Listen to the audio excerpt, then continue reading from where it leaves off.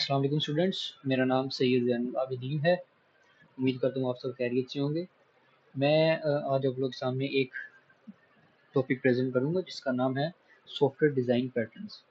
तो स्टार्ट करते हैं। सबसे पहले इसकी डेफिनेशन में है design patterns are the well proved solution of commonly occurring problems in common software designs.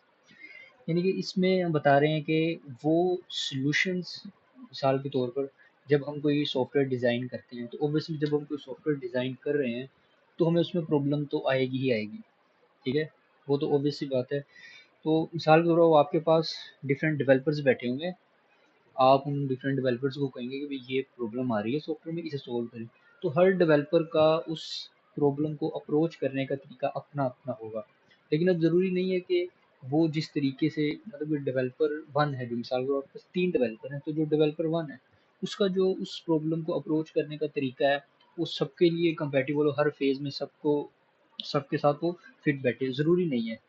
ठीक है, क्योंकि हो सकता है कुछ केसेस में ऐसा हो जाए कि वो जिस तरीके से उसे अप्रोच करे वो हर फेज में हर किसी के साथ कंपेटेबल बैठ जाए, लेकिन ज़रूरी नहीं है। मोस्टली चांसेस यही है कि नहीं बैठेगा। तो जो डिज़ाइन पैटर्न है वो सॉल्यूशंस हैं उन प्रॉब्लम्स के लिए। जो सॉफ्टवेयर डिज़ाइन करते वक्त हमें प्रॉब्लम आएगी, उनके लिए वो वेल प्रूव्ड सॉल्यूशंस है जो पहले से ही मौजूद हैं, हमें दे दिए गए हैं कि जब अगर आपको ये प्रॉब्लम आए तो ये सॉल्यूशंस के ज़रिए आप उस प्रॉब्लम को दूर कर सकते हैं। डिज़ाइन पैटर्न असल में ये चीज़ है। आगे इसकी 3 कैटेगरीज हैं, जिसमें क्रिएशनल डिज़ाइन पैटर्न्स होते हैं, स्ट्रक्चरल डिज़ाइन पैटर्न्स हैं और बिहेवियर डिज़ाइन पैटर्न। हम बारी बारी इन्हें डिस्कस करेंगे। सबसे पहले आते हैं क्रिएशनल डिज़ाइन पैटर्न्स। अब इसमें वो मैंने नीचे लिखा भी हुआ है, टू क्रिएट ऑब्जेक्ट्स। तो उसके नाम से भी पता चल रहा है क्रिएशनल डिज़ाइन पैटर्न्स क्या होते हैं। यानी कि डिज़ाइन, आपने कोई भी ऑब्जेक्ट डिज़ाइन करना है तो उसको,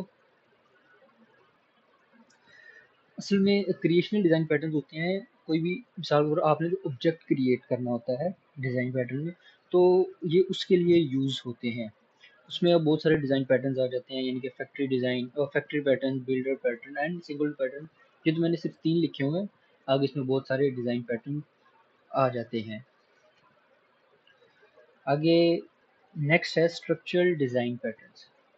अब ये जो होता है, ये आप जो कोड लिखते हैं बैकएंड पे, उस कोड को स्ट्रक्चर करने का आपका क्या तरीक़ेकार होना चाहिए, किस डिज़ाइन से आपको अपना कोड जो स्ट्रक्चर करना चाहिए, वो हमें स्ट्रक्चरल डिज़ाइन पैटर्न से पता चलता है। जिसमें प्रॉक्सी पैटर्न आ जाता है, अडॉप्टर पैटर्न एक्सेट्रा, मतलब कि काफ़ी आ जाते हैं। ये मैंने सिर्फ 2 के नाम लिखे हैं, लेकिन वो काफ़ी सारे डिज़ाइन पैटर्न्स इसमें आ जाते हैं।